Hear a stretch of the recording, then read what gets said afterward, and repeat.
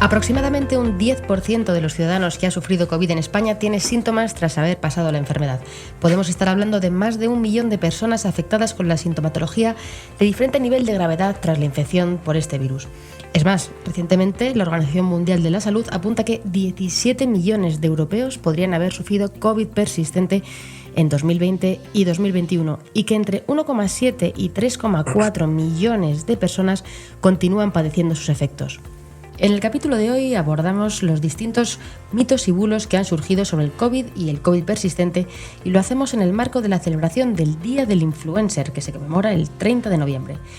Y es que los divulgadores sanitarios tienen mucho que decir sobre cómo ofrecer información rigurosa y veraz en redes, pues ellos comparten mensajes que impactan en una gran audiencia y deben cuidar mucho la información que ofrecen a los ciudadanos, más en un tema tan sensible como es todo lo que rodea a la COVID-19, una enfermedad nueva de la que no teníamos información. ¿Quieres conocer qué hay de cierto y qué bulos son los más frecuentes cuando hablamos de la COVID-19? Lo debatimos con David Callejo, médico anestesista y divulgador de temas sanitarios, María Ángeles Díaz, presidenta de la Asociación Madrileña de COVID Persistente, AMACOP, y con Jaume Pey, director general de la Asociación para el Autocuidado de la Salud, ANEF. Comenzamos.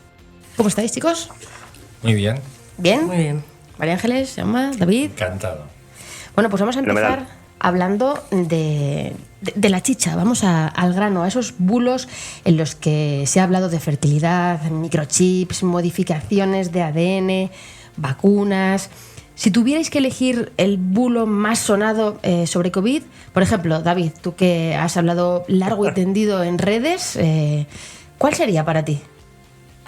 A mí me han gustado muchos. O sea, ¿te han gustado? Me gustan. Sí, me han gustado. O sea, yo reconozco que con los bulos, desde mi posición de divulgador o de médico, ha habido momentos en los que, quitando la gravedad que tenían y el daño que podían hacer, me han resultado hasta divertidos, porque cada cual era más disparatado para la gente que sabía de ciencia, pero entiendo que para la población general podía ser muy preocupante. Pues a mí me gustó mucho cuando dijeron que el creador de las PCRs, Kary Mullis, había dicho que las PCRs no servían para diagnosticar el COVID. El único problema es que Kary Mullis murió en 2019, antes de que existiera el COVID. Después, por supuesto, me han gustado muchos los de que las vacunas iban a provocar esterilidad en las mujeres. Yo no sé cuántas epidurales he puesto de mujeres vacunadas por el COVID. Y también me llamaba mucho la atención lo de que nos habíamos inventado los médicos que existía una enfermedad asintomática y que los asintomáticos podían contagiar y que esto era algo completamente nuevo. Y bueno, pues parece que no habían oído hablar toda esta gente del virus del papiloma humano, del VIH, de hepatitis, de otros muchos virus en los que el paciente podía estar asintomático y podía transmitir la enfermedad. ¿Por aquí tenéis alguna otra aportación? Bueno, sobre todo los antivacunas, ¿no? Uh-huh. Y aquí a través de la vacuna también nos inyectaban un chip. ¿Hubo algún cantante que también contribuyó sí. sonadamente? Y esto, en la parte que vemos, es realmente brutal, porque ha tenido mucha población que se lo ha creído. Y es una pena.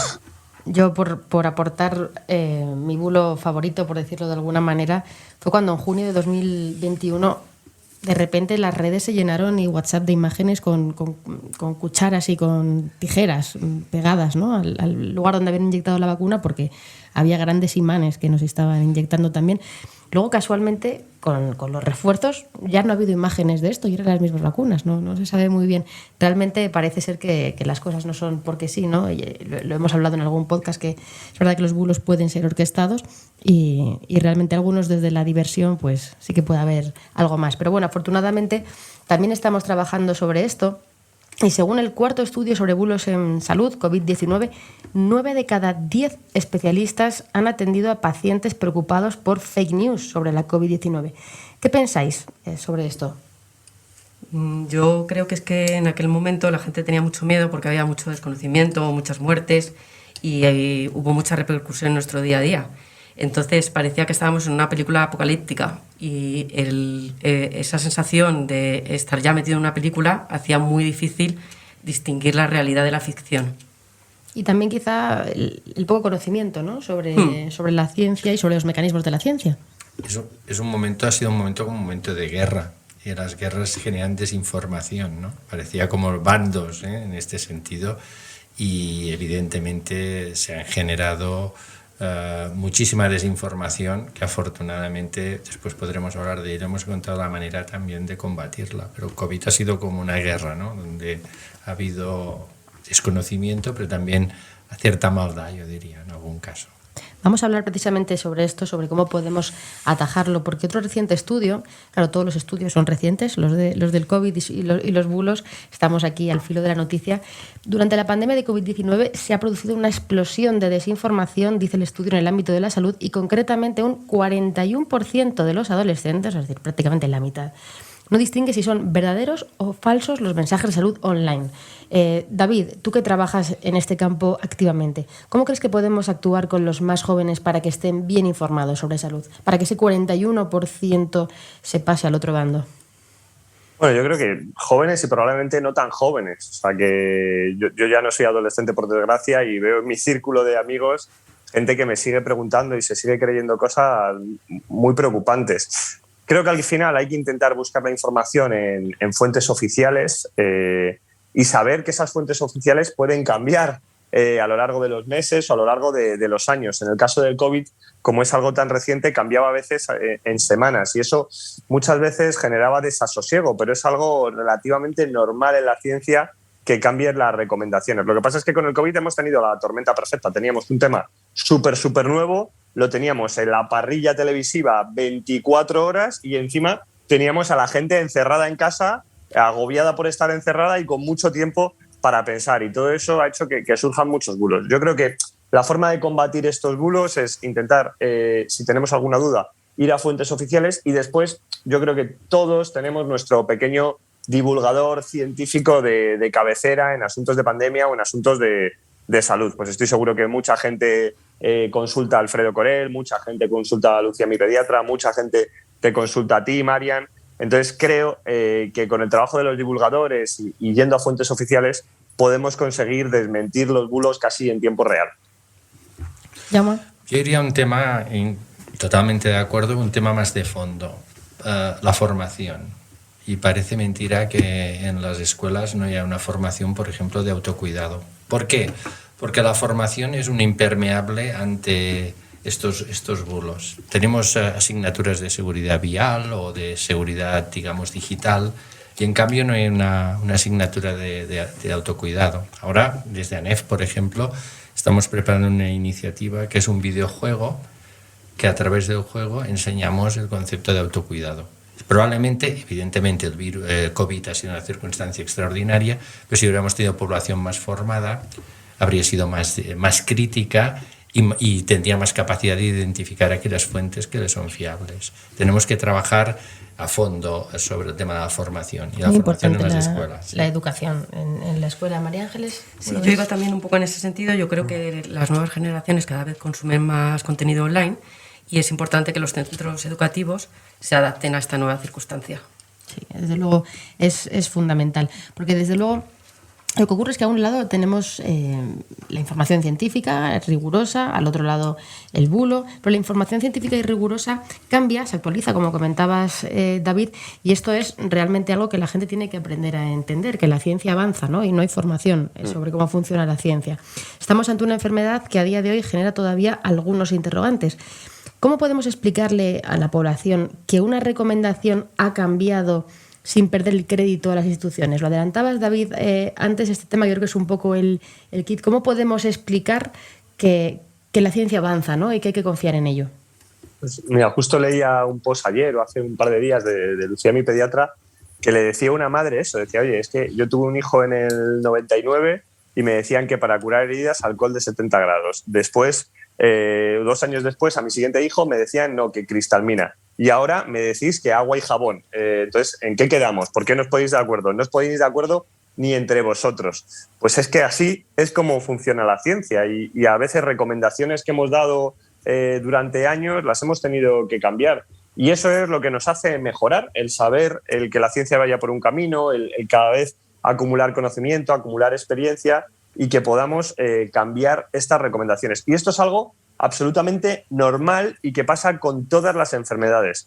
El problema con el COVID es que no ha pasado en años, pasaba en semanas. Y todo esto, con la gente encerrada en casa y con miedo, pues generaba mucho desconcierto. Pero no ha pasado nada particular o nada que no hayamos visto a lo largo de los años. Y creo que con formación es como conseguimos cambiar esto, explicando a la gente cómo funciona el método científico y explicando que efectivamente las recomendaciones pueden cambiar, y eso no significa que no nos pongamos de acuerdo, ni eso significa que os estuviéramos engañando antes.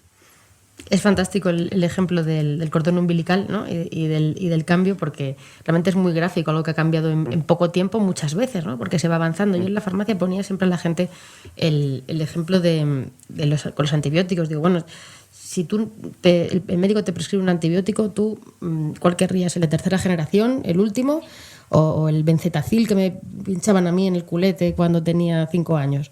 No, por Dios, pues el último. Bueno, pues claro, pues esto es lo mismo, ¿no? El mensaje también cambia, ¿no? Evolucionan los fármacos, evolucionan también los mensajes. David, cuéntanos cómo crees tú que se puede desenmascarar un bulo. ¿Cuáles son las características que nos dicen si un mensaje tiene esto, esto y esto, puede ser una fake news, puede ser un bulo? Pues yo creo que en general los mensajes muy radicales siempre sospecharía. O sea, yo creo que algo que tienen en común todos los divulgadores científicos son que siempre dejan un mensaje abierto, que eso a la gente no le gusta. Pues esto podría ser o esto podría suceder. Utilizamos mucho el condicional cuando hablamos y la gente muchas veces quiere mensajes más secos, más cerraditos. Y creo que eso es lo que suele tener los bulos. Cuando los mensajes son muy cerrados, pues creo que hay que sospechar. Y después, cuando esos mensajes hablan de una sociedad oculta, hablan de que se están descubriendo cosas nuevas, hablan de muchas conspiraciones, creo que en general también llevan algo de bulo siempre. Pero básicamente creo que eso, todos los mensajes de blanco o negro, de nosotros somos los buenos y vosotros sois los malos, todos los bulos tienen más o menos esa elaboración. Sí, hay una clave también que a mí me gusta mucho comentar, que es si algo parece demasiado bueno para ser verdad, probablemente es que no sea verdad, ¿no? Efectivamente. O sea, durante la pandemia teníamos remedios de, bueno, pues si tomas pues el MMS o determinados brebajes. A ver, estamos en una pandemia con todo el mundo cerrado. Si fuera verdad que haciendo esto se acabara el virus, pues no somos tan tontos, ¿no? Los sanitarios en general, pero bueno, hay gente que sigue creyendo en ello. A estas alturas, Jaume, María Ángeles, con todo lo que se ha hablado, con todo lo que se ha dicho y se sigue comentando sobre la pandemia, ¿diríais que sigue habiendo desinformación? Yo creo que ahora COVID es un poco menos dramático, ¿no? Porque el nivel de pandemia ha bajado muchísimo. Hoy oíamos estadísticas de aquí de Madrid por parte del consejero que son extraordinariamente bajas y, por tanto, es un terreno menos abonado para las fake news. También hay una cosa que es verdad. La población ha aprendido a comprender más sobre COVID y lo que significa y lo que es. Y creo que esto también es un buen elemento preventivo, ¿no?, ante estas fake news. Por tanto, el ruido COVID ha bajado. A lo mejor tiene que aumentar el COVID persistente, que es otro tema, ¿no? ¿Cómo lo ves, María Ángeles? Sí, respecto al COVID persistente, a mí yo creo que todavía hay mucha desinformación y yo cuando hablo de mi enfermedad todavía tengo que explicar qué es. Y pues todavía se siguen dando los casos en los que dices que tienes COVID persistente y la gente te mira alarmada como diciendo, ¿pero contagias? En general, ¿como qué porcentaje de gente no sabe lo que es el COVID persistente cuando tú comentas que tienes esta enfermedad? Pues mira, el otro día estaba con un grupo de 3 personas más. Y de estas 3 personas, cuando yo dije que había estado 10 meses de baja porque había tenido COVID, porque tengo COVID persistente y los primeros 10 meses fueron muy malos, solamente de estas 3 personas, una persona había oído hablar del COVID persistente y lo confundía con secuelas. Sí, realmente te iba a preguntar, digo, el que lo sabía probablemente tenía un concepto que no era el correcto. Se hace poca comunicación y es cierto que ahora en la que los medios están también casi más por la labor de dejar atrás el COVID, ¿no? Parece que no interesa, parece que no está de moda, parece que no es bonito hablar de esto. Bueno, pues hay que seguir insistiendo y bueno, precisamente por eso estamos aquí. David, para las personas que quieren tener información sobre COVID-19 o concretamente de esta patología menos conocida como el COVID persistente, ¿qué recomendaciones podemos darles sobre fuentes? ¿Qué fuentes son fiables? ¿Cómo podemos decirles acude aquí o aquí? Pues creo que, de nuevo, me remito, creo que tenemos que intentar ir a las fuentes más oficiales y a nuestro divulgador COVID de cabecera. Pero insisto mucho en las fuentes oficiales porque es verdad que hay mucha desinformación, que tenemos que fijar unos criterios claros de lo que es COVID persistente, que creo, y eso es verdad, que los propios divulgadores hemos dejado de hablar mucho de COVID y hemos hablado de otras cosas, y quizá los pacientes con COVID persistente lo están pagando. Yo justo antes de empezar el podcast me he metido en internet a hacer como una búsqueda de COVID persistente y veo que todavía hay muchísima desinformación, no está nada claro y que incluso a veces las fuentes oficiales se pueden llegar a contradecir porque, como decíamos, es algo nuevo, es una entidad nueva, se están fijando todavía distintos conceptos, pero los que pagan el pato de todo esto son los pacientes, que son los afectados por el cuadro. Sin duda, y eso ayuda a confundir, que es lo que tenemos que evitar.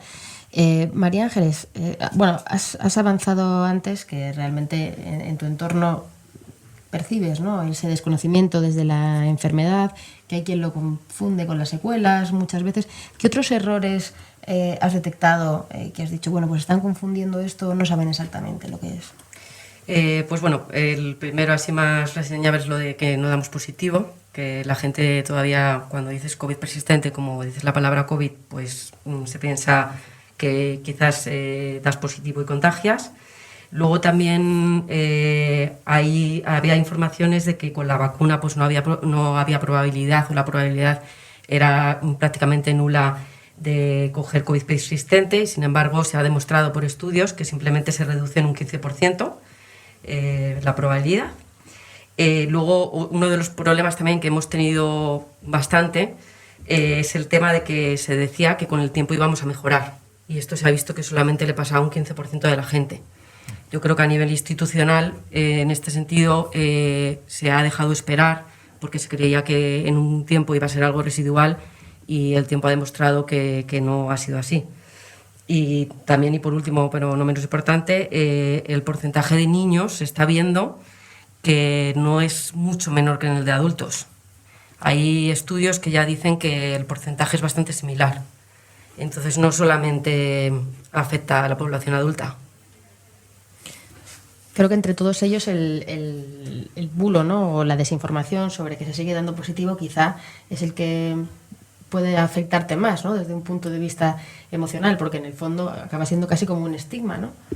Un poco todo, porque también, por ejemplo, el que nos hayan dejado porque pensaran que íbamos a recuperarnos con el tiempo, pues nos ha hecho mucha mella. Ha hecho que muchas veces vayamos al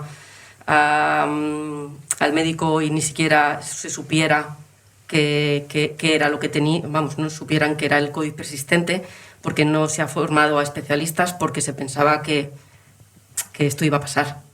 Entonces, todos son importantes. Sí que es verdad que a lo mejor en el día a día, pues eso, tienes que explicar que no eres positivo, pero quizás lo otro hace que no tengas una atención como debería. Bueno, podemos decir que hemos perdido un tiempo precioso, una vez más, ¿no?, esperando un cambio en vez de anticiparnos, y hemos dejado que el virus una vez más pues coja la delantera. ¿Qué consejos de autocuidado, Jaume, para tratar los síntomas leves podrían recomendarse a los enfermos de COVID persistente?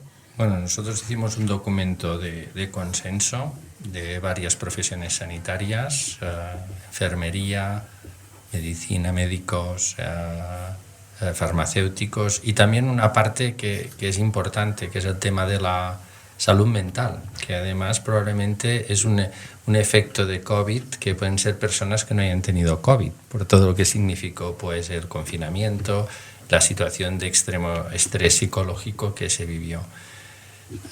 A nivel de recomendaciones, evidentemente, y dentro de síntomas leves y moderados, que es el ámbito en el que trabajamos nosotros, hay una serie de productos que no solucionan el problema del COVID persistente, pero permiten llevar una calidad de vida.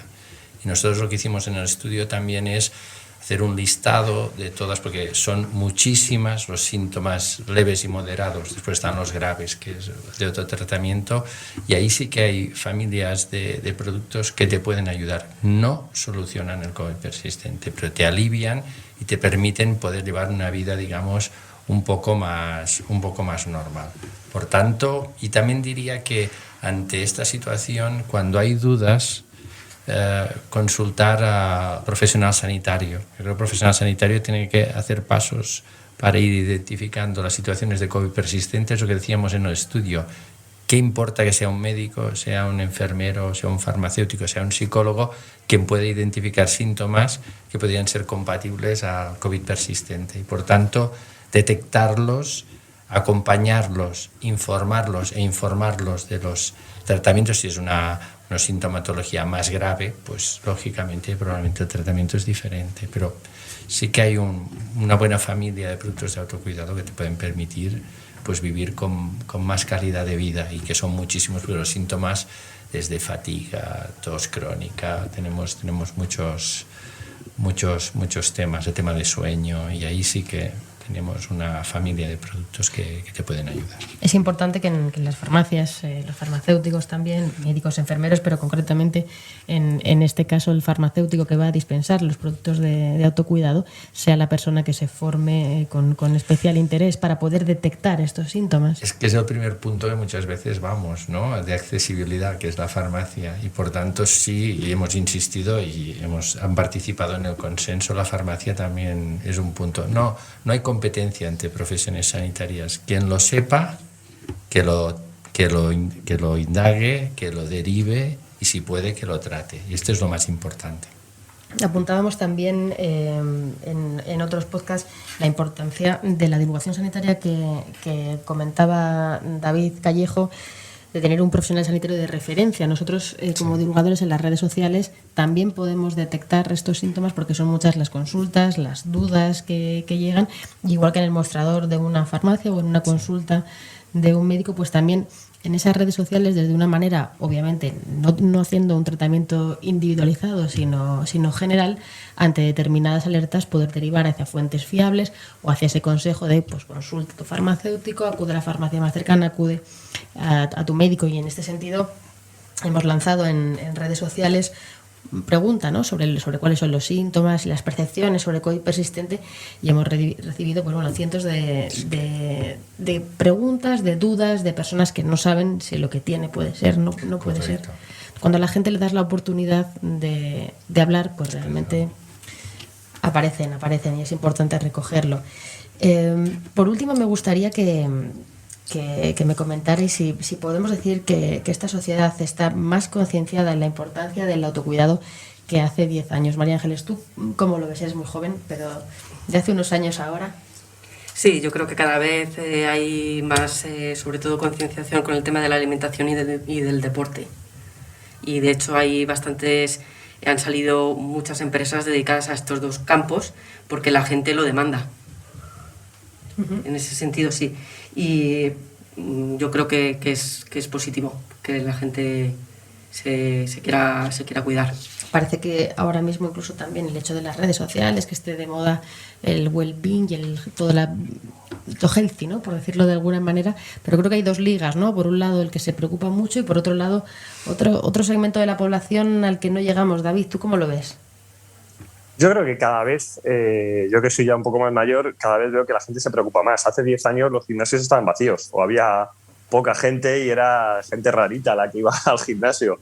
Y ahora creo que mucha gente no está solo apuntada, sino que va al gimnasio, y vas a cualquier gimnasio un lunes a las 8 de la tarde y está absolutamente lleno. Y en cuanto a nutrición, creo que igual sois muchos los nutricionistas que dais consejos de nutrición. La gente se preocupa por entender las etiquetas, la gente se preocupa por su alimentación, por lo que come, por lo que no, a veces incluso hilando fino de qué edulcorante es mejor o qué, y cada vez se intenta hilar más fino. A veces lo que se consigue es que nos preocupamos de cosas poco importantes y lo realmente importante casi que se nos olvida.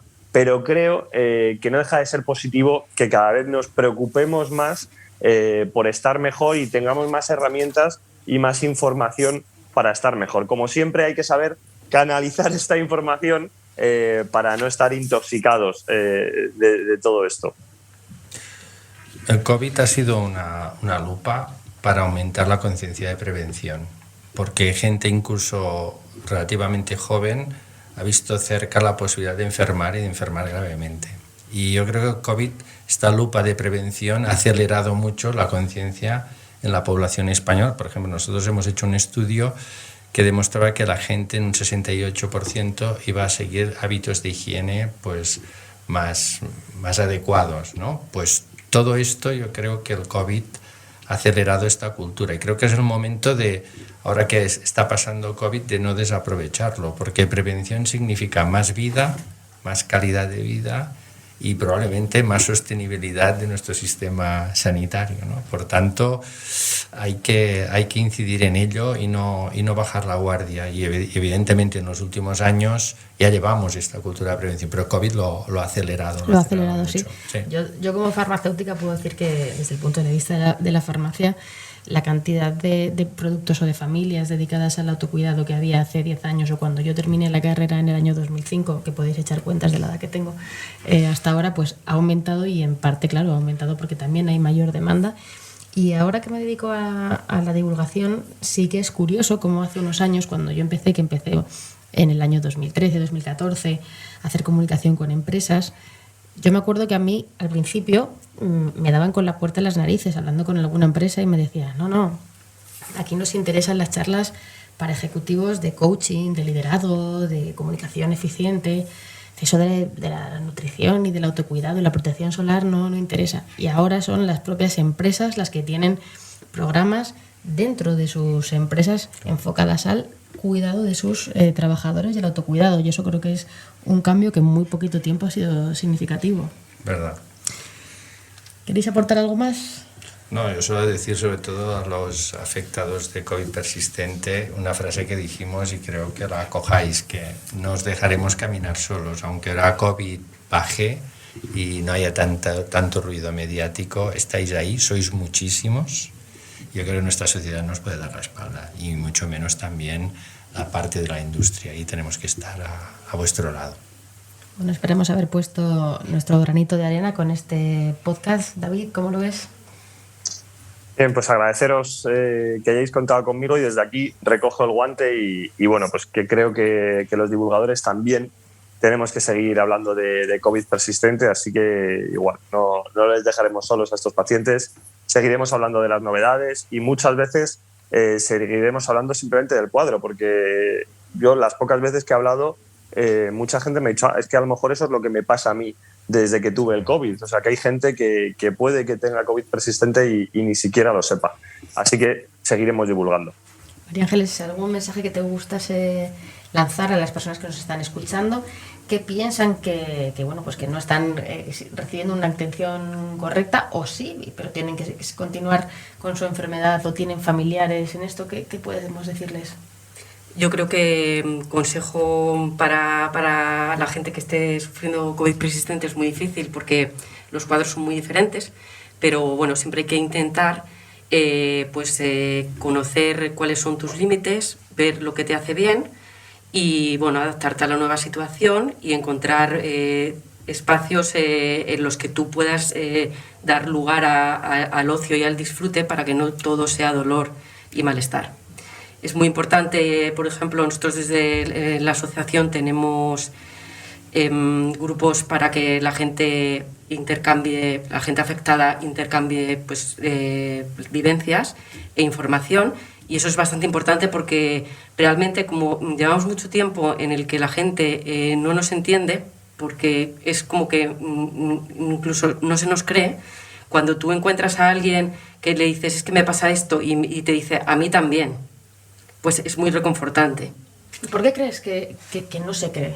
¿Tú crees que los bulos han podido contribuir es que a esto? Uno de los problemas mayores es que el dolor es invisible y nosotros tenemos dolor. Entonces la gente te ve, porque yo al final, por ejemplo, intento por hacer vida, porque yo digo, yo tengo dos opciones, o quedarme en la cama con dolor o salir a hacer algo con dolor. Siempre que puedo, intento salir a hacer algo con dolor, siempre que me lo permite, porque el dolor no es muy intenso. Entonces, si tú sales o si tú te maquillas, la gente se cree que tú estás perfecta, pero no es así. Lo que pasa es que te terminas acostumbrando. Entonces, yo creo que muchas veces juzgamos por las apariencias. Y eso, pues claro, para los afectados es muy difícil. También quería decir pues que el tema que es bastante importante y que nos gustaría desde la asociación recalcar, que necesitamos más ayuda desde las instituciones en este sentido, pues con grupos de terapia, porque claro, es como que tienes que también vivir un duelo, porque tú ya no eres la que eras antes. Entonces, claro, las instituciones en ese sentido nos han dejado abandonados y la gente necesita esto porque aparte del problema de salud que tienes, te enfrentas a que tu vida se ha acabado, como era. Entonces es difícil. ¿Algún llamamiento más? Es tu momento, María Ángeles. No, creo que eso es todo. Pues un mensaje de cariño también a todas las personas que nos están escuchando, que se encuentran en tu situación y que con este podcast pues esperemos. Sí quería decir una cosa que, por ejemplo, hoy me ha pasado, revisando el correo de la asociación, que es muy... para que veáis la desesperación que llega a tener la gente, como nadie les atiende, a nosotros nos llegan correos de la gente diciendo, o sea, correos que ves que en el asunto es, por favor, ayúdame.